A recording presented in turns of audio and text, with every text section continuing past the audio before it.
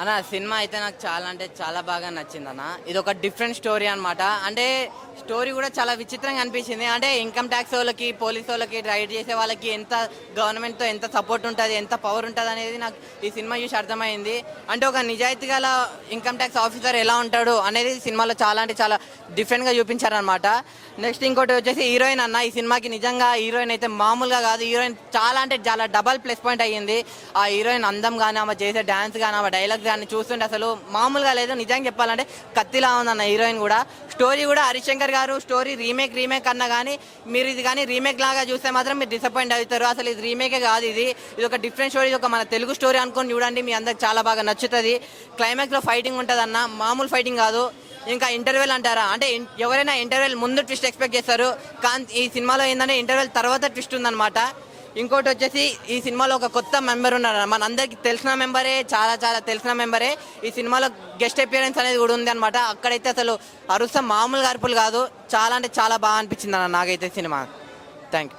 Dance ఉంది కానీ choreography అంత బాగానే ఉంది కానీ నాట్ అట్రాక్టివ్ అండి. ఏదండి అంటే అది 90s 80s 90sలో తీసిన మూవీ లాగా ఉంది. బ్యాక్గ్రౌండ్ వర్క్ అంతా బాగానే ఉంది. కాంబినేషన్ అసలు హీరోయిన్ నప్పలేదండి. డైరెక్టర్ను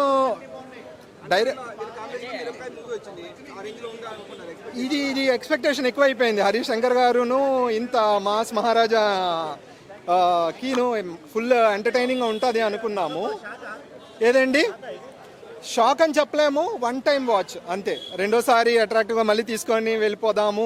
ఈడియట్ సినిమా అయితే నేను 7 సార్లు చూశాను నేను, అలాగా ఒక రోజు తప్పితే ఒక రోజు. బట్ అలాగేం అవ్వలేదు, అది ఎక్స్పెక్టేషన్. గబ్బర్ సింగ్ అంటారా, ఇక్కడే నేనేమో లైన్లు కాసి కొట్టుకొని తీసుకున్నాము. అది లేదు, అప్పులు లేదు. ఇక్కడికి వచ్చి మళ్ళీ ఇంటికి వెళ్ళిపోతున్నాను తప్పితే మళ్ళీ వెళ్దామని రెడీ అయిపోయాను నేను. కానీ అంత అలా లేదు. సాంగ్స్ నాట్ అట్రాక్టివ్ అండి, సాంగ్స్ అంత బాగాలేవు అంత. ఏదండి సిద్ధు గెస్ట్ అపీరియన్స్ వస్తాడు, సిద్ధు జనరల్గడ్డ వచ్చేసి ఒక ఫైట్లో వచ్చేసి వెళ్ళిపోతాడు అంతే. ఫస్ట్ 2-3 డైలాగులు ఉంటాయి. 24 క్యారెట్ గోల్డ్ చూసానరా కానీ 24 క్యారెక్టర్ చూడలేదు అన్నారు.